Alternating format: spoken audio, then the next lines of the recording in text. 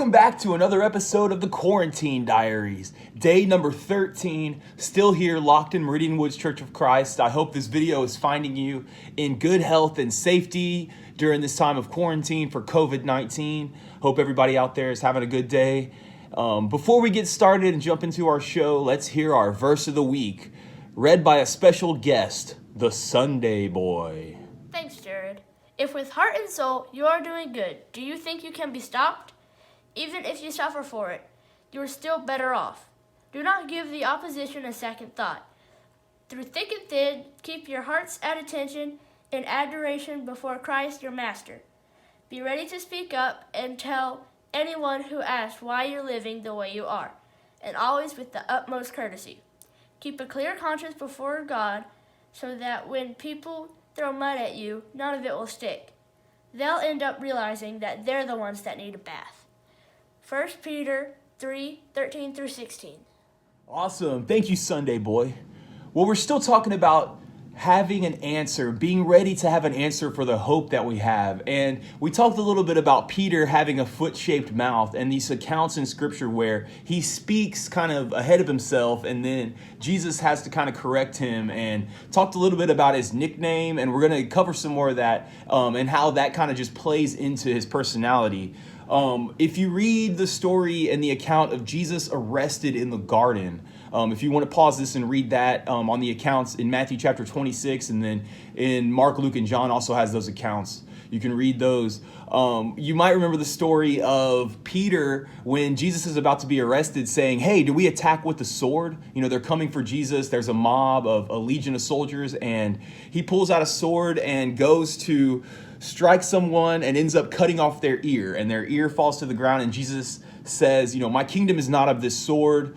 That's a little bit of a paraphrase, but he says that, you know, that's not the way that we're going to handle this, and he heals the man's ear. And you kind of see Peter, you know, put his foot in his mouth and, you know, attack with the sword. And we remember that Peter is a fisherman. He's not a trained swordsmith. He was definitely trying to cut that guy's head off and missed, only hitting his ear. And Jesus, heals him and doesn't, put up a fight as he's arrested. And so all of those things transpire and come to fruition. Peter was no stranger to the teachings of Jesus as well. And in the Beatitudes in Matthew chapter 5, one of the Beatitudes is Jesus says, blessed are the peacemakers, for they will be called sons of God. And we've talked a lot about Jesus talking about being peacemakers and in the armor of God, the gospel of peace that we put on our feet, and that's what we carry out to people and carry out to the world with our message and just the way that we live our lives.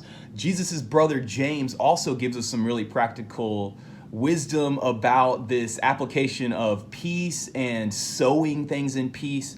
In James chapter 3, he's talking about wisdom and how to gain wisdom. He talks a lot about taming your tongue and how we speak to people, and just maybe the lack of speaking sometimes, showing wisdom and using those things. He says in chapter 3, starting in verse 13 of James, who is wise and understanding among you?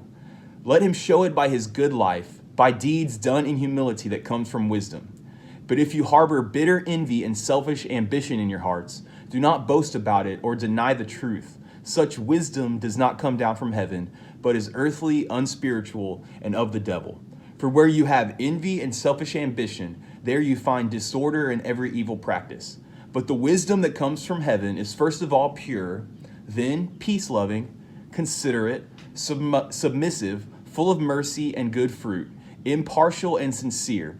Peacemakers who sow in peace raise a harvest of righteousness. Now, if you remember another beatitude that Jesus says, those that hunger and thirst for righteousness are going to be filled. So if you hunger and thirst for righteousness and you sow in peace as a peacemaker, in verse 18, peacemakers who sow in peace raise a harvest of righteousness. So if you think about planting different plants, or if you want to have a harvest of something, a harvest of righteousness from sowing peace is something that if we're poor in spirit, or if we're hungering and thirsting for righteousness, it's going to be filled by those things that we plant, and having that our feet fitted with the gospel that comes from peace. And I think that's just such a cool thing that we get to see kind of all the way around a 360 view of this. And if you think about Peter, when he's walking on water, he is fixed on Jesus. You know, he's able to stay on the water. And as soon as he looks at the waves, or as soon as he starts to have doubts, that's when he sinks. And what James is saying, envy and selfish ambition, there you find evil in every disorder in every evil practice.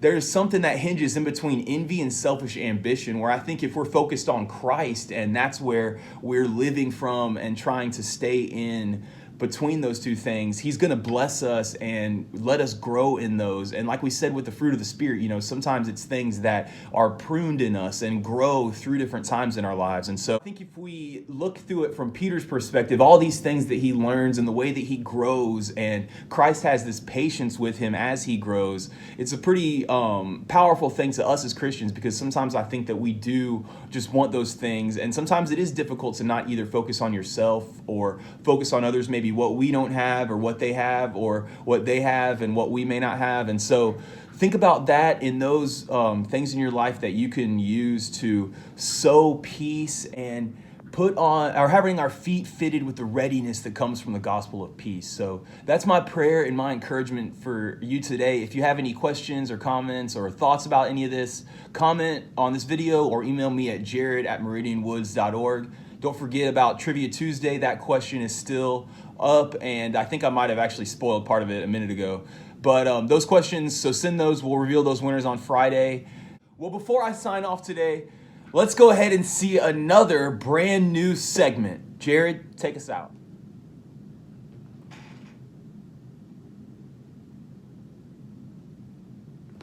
Welcome to our newest segment on the Quarantine Diaries, Work of Art Wednesday, where every week I'm going to ask you, the viewer, to send in your works of art to be featured on the show. Now, obviously, I'm not the world's greatest artist, but I really do appreciate art, and I think everyone else does as well, and would love to see some of these creative projects. So I'm not really going to put any parameters on that. Use your creativity and use your imagination, and let's see what kind of work of arts we get for Work of Art Wednesday.